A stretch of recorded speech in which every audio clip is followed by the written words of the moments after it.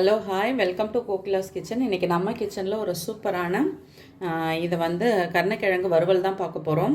இதை சட்டி கருணைன்னு சொல்லுவாங்க, இல்லை சில பேர் சேனைக்கிழங்குன்னு சொல்லுவாங்க. நீங்கள் எந்த பேர் யூஸ் பண்ணீங்களோ எனக்கு தெரியாது. இன்றைக்கி இதில் நம்ம வறுவல் பார்க்கலாம். ஃபஸ்ட்டு இதை கட் பண்ணிக்கலாம். நான் இன்றைக்கி கொஞ்சமாக தான் செய்ய போகிறேன்.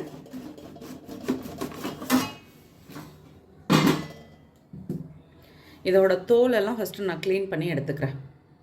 இப்போது நான் தோலெல்லாம் கட் பண்ணி எடுத்துட்டேன். இதை கொஞ்சம் மொத்தமாக நான் இதை கட் பண்ணிக்கிறேன்.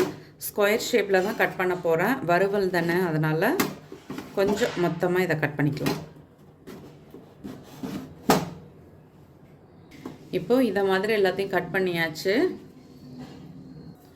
இப்போது இதை நான் வாஷ் பண்ணி எடுத்துட்டேன். இதை நம்ம லைட்டாக வேக வச்சு எடுத்துக்கலாம். ஆக்சுவலாக இந்த காய் நிறைய பேருக்கு தெரியும், தெரியாதவங்களுக்காக தான் இது. வாங்கிட்டு உடனே செய்யக்கூடாது.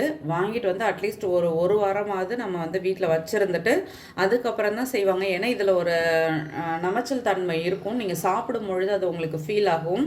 அதனாலேயே நிறைய பேர் இந்த காயெல்லாம் அவாய்ட் பண்ணிவிடுவாங்க. அது உங்களுக்கு அந்த நமைச்சல் நல்லதுன்னு சொல்லுவாங்க. எனக்கு இந்த அளவுக்கு தான் தெரியும். ஆக்சுவலாக சுகர் பேஷண்ட் இது அதிகமாக எடுத்துக்கக்கூடாதுன்னு சொல்லுவாங்க. ஆனால் உடம்புக்கு குளிர்ச்சிக்கு, உடம்பு சூட்டை தணிக்கிறதுக்கு இந்த காய் எடுத்துக்கணும்னு சொல்லுவாங்க. ஸோ உங்களுக்கு ஏதாவது இதை பற்றி வேறு ஏதாவது தெரிஞ்சாலும் நீங்கள் கட்டாயமாக சொல்லுங்கள் கமெண்ட்டில். எனக்கு தெரிஞ்ச விஷயத்த தான் நான் சொல்லியிருக்கேன்.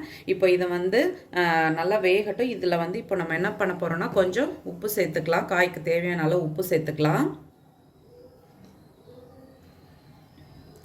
அடுத்து கொஞ்சமாக எண்ணெய் சேர்த்துக்கலாம். எண்ணெய் எதுக்காக சேர்க்குவாங்கன்னா அந்த நமைச்சல் கொஞ்சம் கம்மியாகும்னு சொல்லுவாங்க. இருந்தாலும் அது இருக்க தான் செய்யும். நம்மளோட மன திருப்திக்காக அதில் கொஞ்சம் சேர்த்துக்கிட்டோம், அவ்வளோதான். அடுத்து கொஞ்சமாக மஞ்சத்தூள்.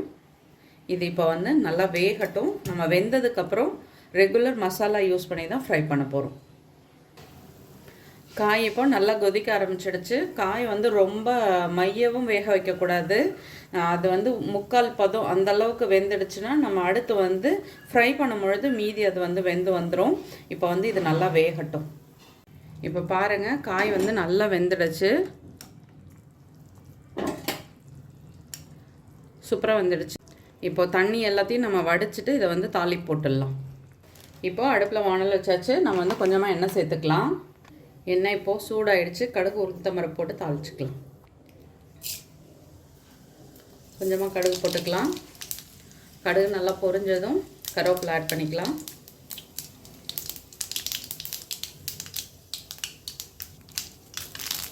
இப்போ நம்ம வடித்து எடுத்து வச்சுருக்க காயை சேர்த்துக்கலாம்.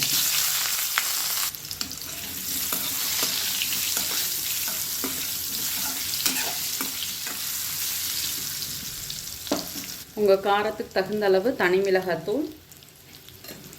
அடுத்து நம்ம வீட்டு குழம்புத்தூள் தான் சேர்க்க போகிறேன். குழம்புத்தூள் கொஞ்சமாக சேர்த்துருக்கேன். அடுத்து கரம் மசாலா ஒரு அரை ஸ்பூன் அளவு சேர்த்துக்கோங்க, நல்லாயிருக்கும். இப்போ இது எல்லாத்தையுமே சேர்த்துட்டு நம்ம நல்லா ஃப்ரை பண்ணிக்கலாம்.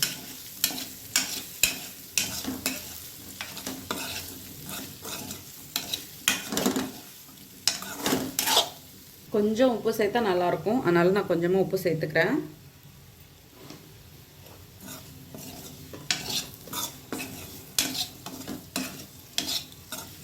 கொஞ்ச நேரம் இது அப்படியே சிம்லேயே இருக்கட்டும். அது நல்லா ஃப்ரை ஆகி வரும்.